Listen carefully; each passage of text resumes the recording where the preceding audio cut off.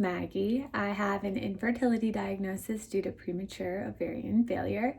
Today's video, I want to talk about premature ovarian failure and finding the right doctor and why that's important. So I've made videos about, the causes, diagnosis, treatment of premature ovarian failure and how all that's really hard, mostly because there's not a lot of answers. So I think for that reason, it's really important to find a doctor that is experienced with premature ovarian failure and knows what they're doing so they can help you. Just to show my experience with that, I found out about the premature ovarian failure when I was 17, kind of dropped off of going to the doctor for it for a while. And then, when I was in college, found a primary care provider that kind of specialized in women's health. And I was just going to her for an annual physical, and then also to do your well woman kind of visit, like a pap smear, all that stuff. And she was just prescribing me birth control pills, and she said, okay, well, when you're ready to have a baby, go to an IVF doctor. And that's what the original endocrinologist said too. She was doing hormone therapy for me too, but ultimately it was just take birth control pills, and then when you're ready to have a baby, go do IVF, which is fine. It's true, you do need to go to an IVF doctor, and birth control pills, are hormone replacement, but it's not the most specialized care that you can get. And I had an aha moment when I went to kind of confirm the premature ovarian failure diagnosis when I was in my mid-20s, and the doctor said, this isn't a basic healthcare thing, so you shouldn't be going to a primary care doctor for your care. You should see a specialist because that's what they're there for. And I was like, yeah, you're right. That's true. And I think before I kind of had gone through the gamut of having health problems, I've had the premature ovarian failure thing, and then also the back troubles that I talked about, which ended up being kidney troubles. Whole story, I made a video about it.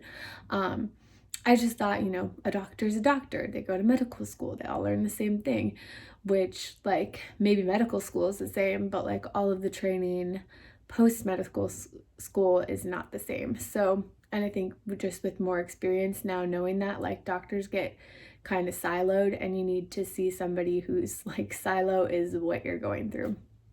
So I put some resources below. One of them is the POF Reddit. I talked about that before, but that's super cool resource. The moderator in that, just super knowledgeable, super helpful, super nice. And then I put a resource that moderator shared, which is a directory sort of thing of where to find a doctor who specializes in premature menopause.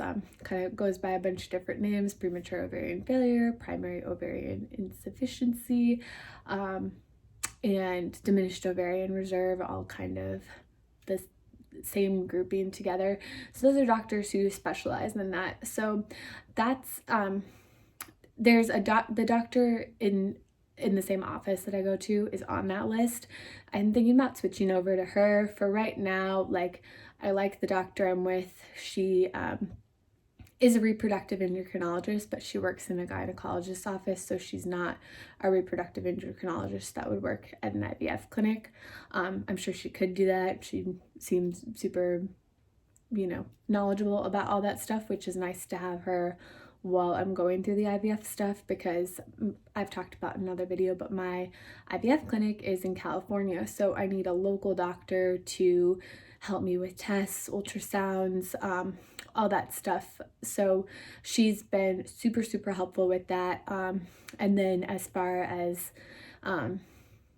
after the IVF stuff, hopefully after a pregnancy, I might change over to that other doctor in the same office to help with more specialized premature ovarian failure care, because I've been reading more about the treatment options beyond birth control pills, and that's something I would be interested in.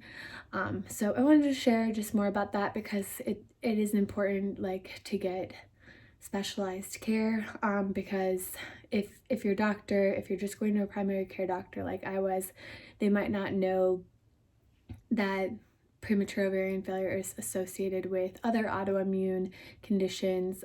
They may not know that it's associated with osteoporosis or heart conditions. Like, there's some serious stuff that should be looked into and minded after, so to speak. So I wanted to share more about that. If you have a similar experience, let me know. Also, just please comment, subscribe, like the video. I really appreciate you watching. Look forward to talking again soon.